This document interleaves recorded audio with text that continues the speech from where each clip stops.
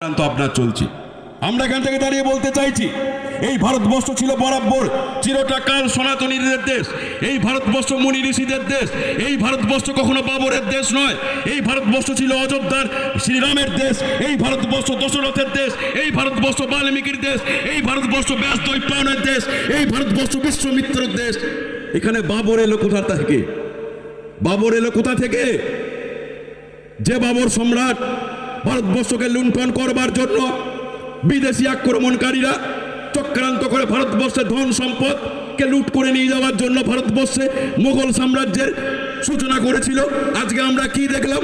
এই তৃণমূলের মুখ্যমন্ত্রী যখন বুঝতে পেরেছে যে বাংলার সমস্ত মানুষ আমার মিথ্যাচারের কথা জানতে পেরে গেছে, আমার সর্বনাশের কাহিনী আসল চোর যে মমতা ব্যানার্জি, যখন বাংলার মানুষ জেনে গেছে বাংলার মানুষের দিকে দিকে মমতা ব্যানার্জির দিকে মুখ ফিরিয়ে নিচ্ছে, তখন একটা সম্প্রদায়ের মানুষকে ধরে রেখে দেওয়ার জন্য আপনারা দেখেছেন এই অচিরেই খুব শীঘ্রই মুর্শিদাবাদের মাটিতে আবার নতুন করে এই বাবরের সাম্রাজ্য অর্থাৎ মোগল সাম্রাজ্যের আবার শুভ সূচনা উনি করলেন।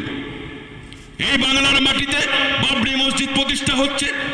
একবার ভেবে দেখুন, যে বাংলার মাটিতে আমরা সর্বধর্ম সমভাব নিয়ে চলি, আমরা সৌম্যের গান গাই, আমরা সকালবেলায় যেমন আলানের শব্দ শুনি, আমরা সন্ধ্যাবেলায় ভোরের বেলায় মঙ্গলারতির শব্দ শুনি, কাসর ঘন্টারও শব্দ শুনি, সেই বাংলায় আমরা যেমন স্কুলে একসাথে পাশাপাশি পড়েছি হিন্দু মুসলমান ভাই ভাই নিয়ে, তো সেই রকম একটা সম্প্রীতির বার্তা বহন করে চলা এমন একটা মুহূর্তে এমন বিষক্রিয়া মমতা ব্যানার্জি ঢুকিয়ে দিচ্ছে একটা সম্প্রদায়কে আর একটা সম্প্রদায়ের ওপর উস্কিয়ে দিয়ে তাদের ওপর নির্বিকারে যাতে ধর্ম পালন করতে না পারে, যেন আমরা মা কালীর পূজা করতে না পারি, যেন দুর্গার পূজা করতে না পারি, তার চেষ্টা চালিয়ে যাচ্ছে এই মমতা ব্যানার্জির সরকার।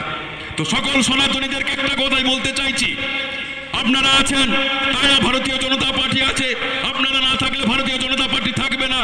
আপনার বাড়ির চিন্তা ভাবনা করে দেখুন, বর্তমান পরিস্থিতির দিকে ভাবুন, নিজের বিবেককে জাগ্রত করুন, বাড়িতে গিয়ে ফিরে যান, আপনার ছোট্ট বাড়ির ভবিষ্যৎটার দিকে চিন্তা ভাবনা করে দেখুন বর্তমানে এই রাজ্য সরকার কি তৈরি করে দিয়েছে।